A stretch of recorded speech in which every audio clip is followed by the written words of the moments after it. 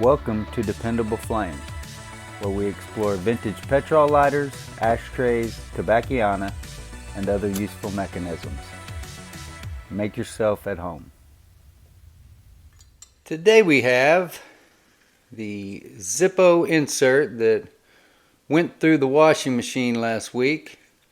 Ended up having all this cotton soaked with water.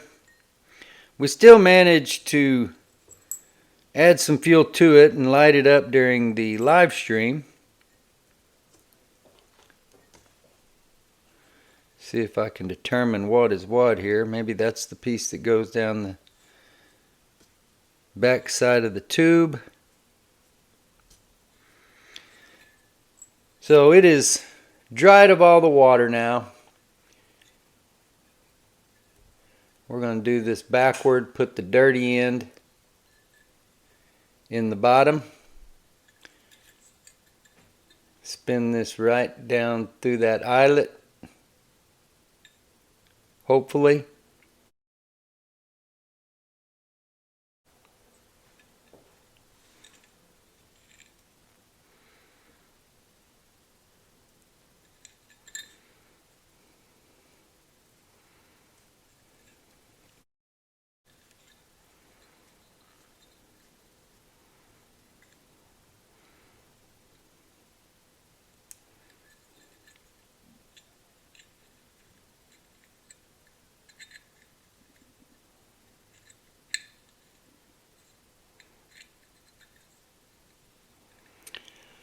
So we got a little bit of it peeking up through there.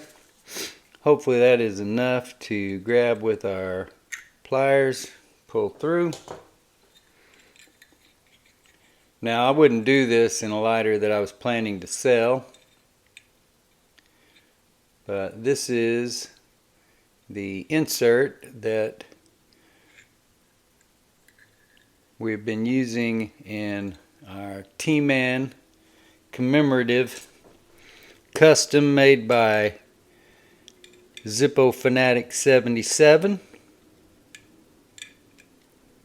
So this is one of my daily users, so I'm not real worried about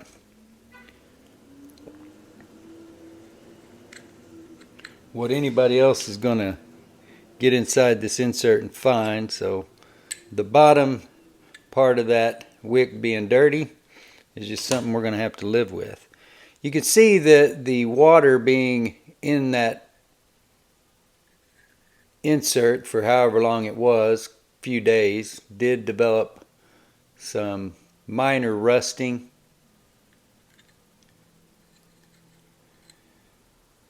Gonna put this back in here in an S or zigzag shape.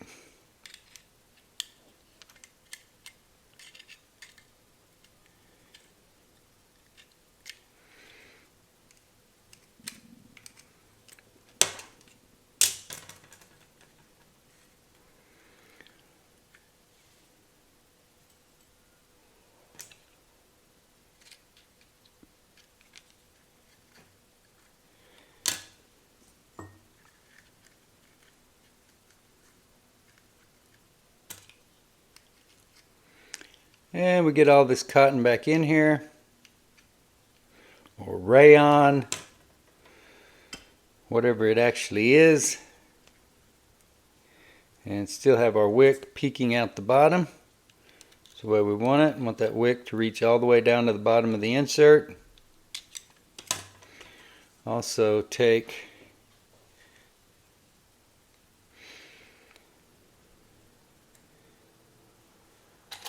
the smaller piece of wadding and feed it down the back side of the flint tube.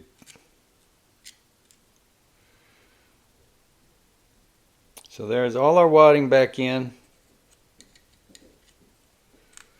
The dirty end of the wick. Now this is also the insert that we are using the rubber gasket on. So we will get that fit back into place.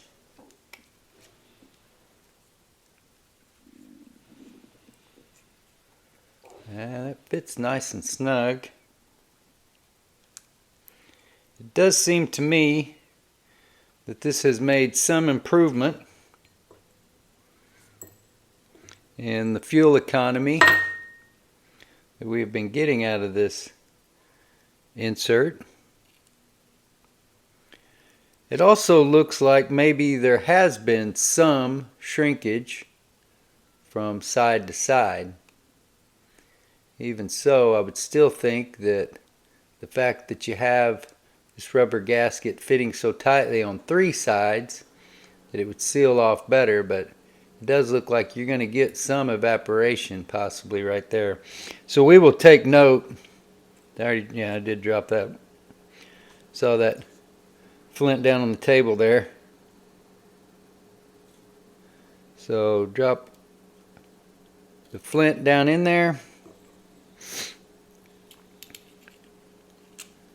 Flint spring screw. Get that grooved in the right direction. Tighten the screw on down.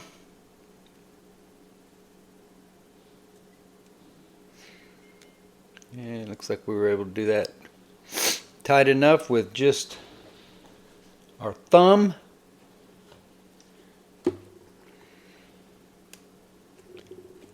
Our Roncinol fuel.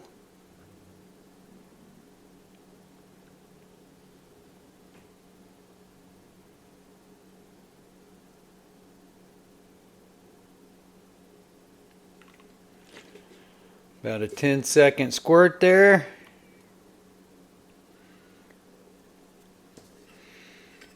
Get the insert back in the case,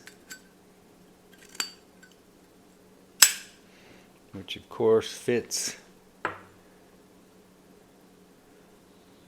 snug as it should be.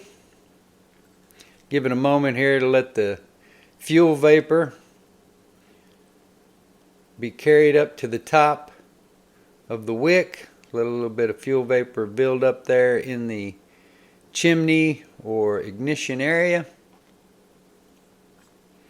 I really like the patina that is developing on this lighter on the brass portions where the chrome has been etched off.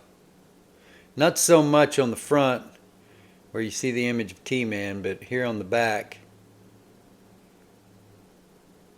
it's kind of a iridescent sheen, at least in appearance. Really cool lighter. See if our daily user is back the way that we need it to be working, and sure enough, get that wick positioned into the middle of the chimney so that we get the optimal ignition possible.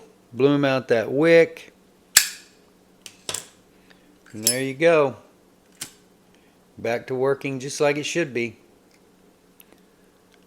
Until next time.